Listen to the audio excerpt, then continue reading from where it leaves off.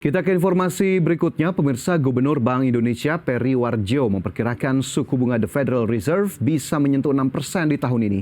Langkah itu dilakukan untuk meredam tingkat inflasi Amerika Serikat. Kondisi itu pun memberikan tantangan di tengah pertumbuhan ekonomi global yang cenderung melambat, tingginya inflasi dan penguatan dolar Amerika Serikat. Bank Indonesia memperkirakan suku bunga acuan Amerika Serikat masih akan naik sampai akhir tahun. Fed Fund Rate nanti akan berada di atas 6% dan kemungkinan masih akan tinggi sepanjang 2024, higher for longer jadi tantangan di global. Ini juga yang menjadi alasan dolar Amerika Serikat menguat tajam sejak beberapa waktu terakhir.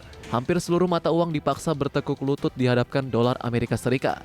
Bank Sentral memprediksi nilai tukar rupiah tahun ini berkisar 14.800 hingga 15.200 rupiah per dolar Amerika. Namun tahun depan rupiah bisa menguat ke 14.600 hingga 15.100 rupiah per dolar Amerika karena inflasi rendah, pertumbuhan ekonomi tinggi, kebijakan parkir devisa hasil ekspor dan imbal hasil surat utang yang menarik. Inflasi masih tinggi, bahkan juga di Amerika pun juga sekarang masih di atas 4%. Tahun depan sampai akhir tahun 2024 itu masih juga di atas 2%.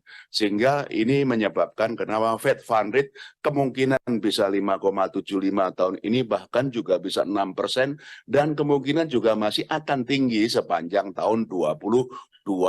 Higher for longer itu menjadi tantangan di global, dan karenanya memang dolar itu sangat kuat.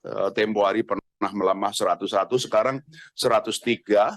Ini indeks 0,9, bahkan kemarin juga 104. Berarti dolar itu yang paling kuat di dunia, dan karena kenapa di seluruh dunia termasuk kami harus betul-betul mempertahankan stabilitas nilai tukar. Itu 4 ciri dari global: pertumbuhan ekonomi yang melambat, inflasi yang tinggi, suku bunga luar negeri Fed Fund yang higher for longer, dan juga dolar yang memang perkasa.